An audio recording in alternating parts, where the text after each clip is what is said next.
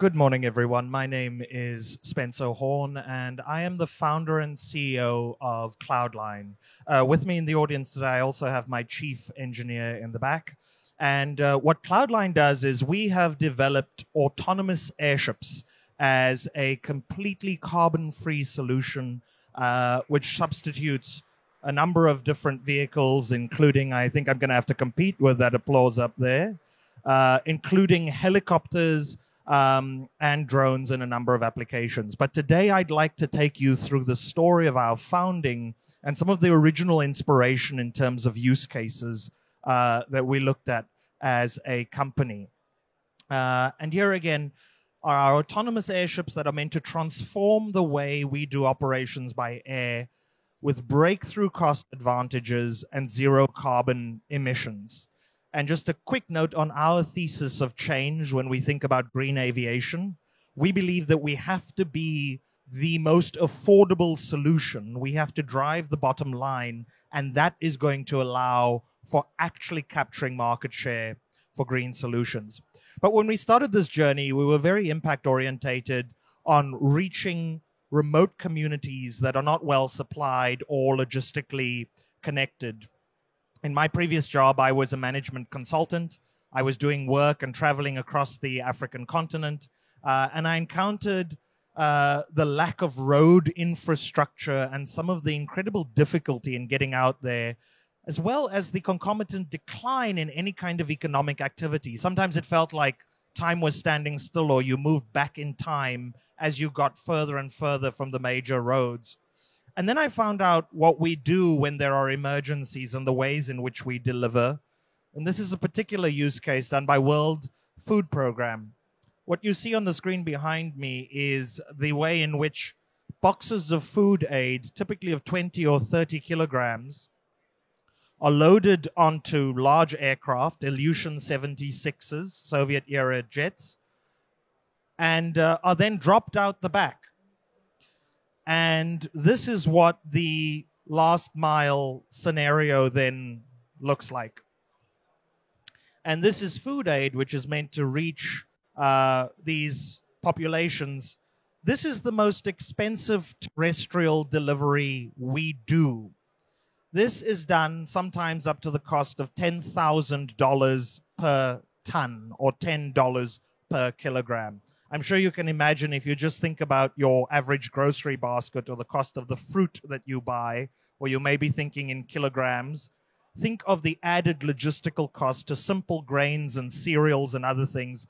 Often in excess of 90% landed cost would be the logistics of getting these products out there. Now, you've heard about a lot of people presenting here at the Paris Air Show who were talking about carrying incredibly large payloads on the order of several tons, like these jets can do.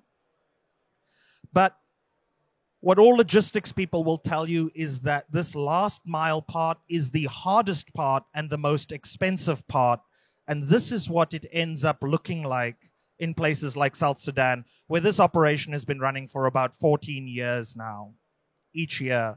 And in the rainy season, World Food Program will move 100 tons of food product per day this way. Roughly $1 million per day is what their operation looks like. So we set out and founded Cloudline, looking at the ways in which autonomous airships could move larger payloads than drones, cover larger distances. And we were doing this in South Africa. We are the only South African company, along with another fuel provider here today, that turns coal into fuel oil. So you can imagine what a challenge that was, bringing hardware to life all the way from the southernmost part of the continent. Sorry, this is just more of that story. But today I'm proud to share with you that we've done exactly that. Over the course of 3.5 years, we've raised $4 million, and we have built the aircraft that you now see on the screen. It is a completely solar-powered aircraft. We have achieved payloads of up to 40 kilograms, which we can move. And once again, we think about large payloads in terms of what is the smallest indivisible payload, which you can then transport over multiple trips with multiple aircraft in order to achieve throughput. We manufacture this or do the final assembly in South Africa. and we believe we achieve a capex and operational cost which beats everybody else in the market. We've also found resonance with customers in aerial monitoring applications, and in those, if you, for example, substitute helicopters that are flying over power lines or the like, we can beat them on more than 20x the cost which is being done today. I'm also very proud to share that this aircraft has just recently been certified by the South African Civil Aviation Authority. We now have a system safety certification. And we are launching our first services in Namibia over the next 2 months with UNICEF. And we will be getting out critical goods to remote clinics, as well as bringing back diagnostic tests from those clinics into central hospitals and labs. This is a crucial function for them in a part of the country near the Angolan border where there just isn't the infrastructure to do this by road.